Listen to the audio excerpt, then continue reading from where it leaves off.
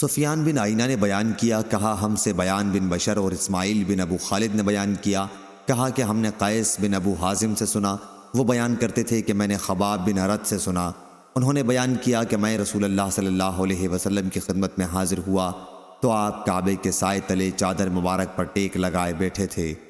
ہم لوگ مشرکین سے انتہائی تکالیف اٹھا رہے تھے۔ میں نے عرض کیا، یا رسول اللہ، اللہ تعالیٰ سے آپ دعا کیوں نہیں فرماتے؟ اس پر آپ سیدھے بیٹھ گئے، چہرہ مبارک غصے میں سرخ ہو گیا اور فرمایا، تم سے پہلے ایسے لوگ گزر چکے ہیں کہ لوہے کے کنگھوں کو ان کے گوشت اور پٹھوں سے گزار کر ان کی ہڈیوں تک پہنچا دیا گیا، اور یہ معاملہ بھی انہیں ان کے دین سے نہ پھیر سکا۔ کسی کے سر پر آرا رکھ کر اس کے 2 ٹکڑے کر دیے گئے، اور یہ بھی انہیں ان کے دین سے نہ پھیر سکا۔ اس دین اسلام کو تو اللہ تعالیٰ خود ہی ایک دن تمام و کمال تک پہنچائے گا کہ ایک سوار صنعاء سے حضرموت تک تنہا جائے گا اور راستے میں اسے اللہ کے سوا اور کسی کا خوف نہ ہوگا۔ بیان نے اپنی روایت میں یہ زیادہ کیا کہ سوائے بھیڑیے کے کہ اس سے اپنی بکریوں کے معاملے میں اسے ڈر ہوگا۔ صحیح بخاری حدیث نمبر 3852۔ شعیب نے بیان کیا، ان سے ابو اسحاق نے، ان سے اسود نے، اور ان سے عبداللہ بن مسعود رضی اللہ عنہ نے کہ نبی کریم صلی اللہ علیہ وسلم نے سورہ نجم پڑھی اور سجدہ کیا۔ اس وقت آپ کے ساتھ تمام لوگوں نے سجدہ کیا، صرف ایک شخص کو میں نے دیکھا کہ اپنے ہاتھ میں اس نے کنکریاں اٹھا کر اس پر اپنا سر رکھ دیا اور کہنے لگا کہ میرے لیے بس اتنا ہی کافی ہے۔ میں نے پھر اسے دیکھا کہ کفر کی حالت میں وہ قتل کیا گیا۔ صحیح بخاری حدیث نمبر 3853۔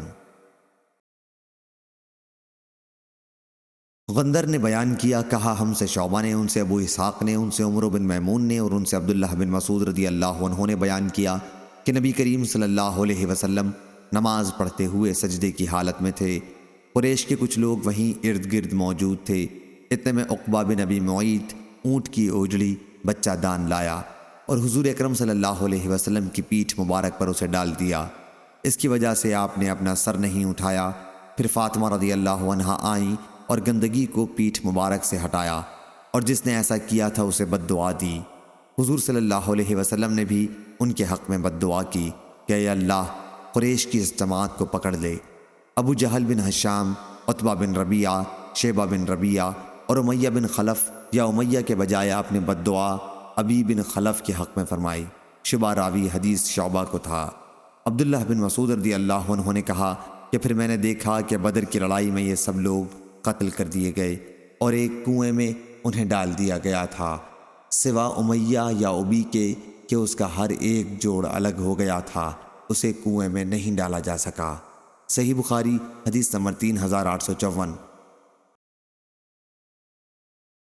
جریر نے بیان کیا، ان سے منصور نے کہا مجھ سے سعید بن جبیر نے بیان کیا، یا منصور نے اس طرح بیان کیا کہ مجھ سے حکم نے بیان کیا، ان سے سعید بن جبیر نے بیان کیا کہ مجھ سے عبد الرحمن بن ابزہ رضی اللہ عنہ نے کہا کہ حضرت ابن عباس رضی اللہ عنہ سے ان دونوں آیتوں کے متعلق پوچھو کہ ان میں مطابقت کس طرح پیدا کی جائے۔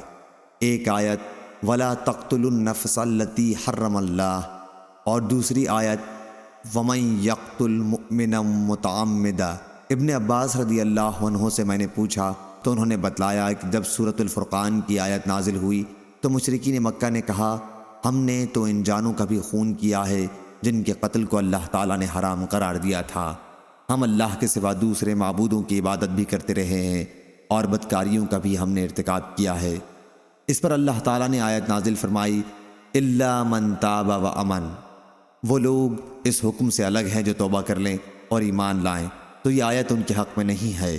لیکن سورہ نساء کی آیت اس شخص کے باب میں ہے جو اسلام اور شرائع اسلام کے احکام کی جان کر بھی کسی کو قتل کرے تو اس کی سزا جہنم ہے۔ میں نے عبداللہ بن عباس رضی اللہ عنہ کے اس ارشاد کا ذکر مجاہد سے کیا تو انہوں نے کہا کہ وہ لوگ اس حکم سے الگ ہیں جو توبہ کر لیں۔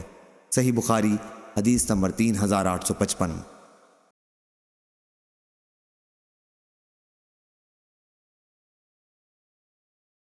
یحییٰ بن ابی کثیر نے بیان کیا، ان سے محمد بن ابراہیم تیمی نے بیان کیا کہ مجھ سے عروہ بن زبیر نے بیان کیا کہ میں نے عبداللہ بن عمرو بن عاص رضی اللہ عنہ سے پوچھا مجھے مشرکین کے سب سے سخت ظلم کے متعلق بتاؤ جو مشرکین نے نبی کریم صلی اللہ علیہ وسلم کے ساتھ کیا تھا۔ انہوں نے کہا کہ نبی کریم صلی اللہ علیہ وسلم حتیم میں نماز پڑھ رہے تھے کہ عقبہ بن ابی معیط آیا اور ظالم اپنا کپڑا حضور اکرم صلی اللہ علیہ وسلم کی گردن مبارک میں پھنسا کر زور سے آپ کا گلا گھونٹنے لگا۔ اتنے میں حضرت ابو بکر صدیق رضی اللہ عنہ آ گئے اور انہوں نے اس بدبخت کا کندھا پکڑ کر حضرت کے پاس سے ہٹا دیا اور کہا کیا تم لوگ ایک شخص کو صرف اس لیے مار ڈالنا چاہتے ہو کہ وہ کہتا ہے کہ میرا رب اللہ ہے؟ الآیت۔ عیاش بن ولید کے ساتھ اس روایت کی مطابقت ابن اسحاق نے کی اور بیان کیا کہ مجھ سے یحییٰ بن عروہ نے بیان کیا اور ان سے عروہ نے کہ میں نے حضرت عبداللہ بن عمرو رضی اللہ عنہ سے پوچھا، اور عبدہ نے بیان کیا ان سے حشام نے ان سے ان کے والد نے کہ حضرت عمرو بن عاص رضی اللہ عنہ سے کہا گیا، اور محمد بن عمرو نے بیان کیا ان سے ابو سلمہ نے، اس میں یوں ہے کہ مجھ سے حضرت عمرو بن عاص رضی اللہ عنہ نے بیان کیا۔ صحیح بخاری حدیث نمبر 3856۔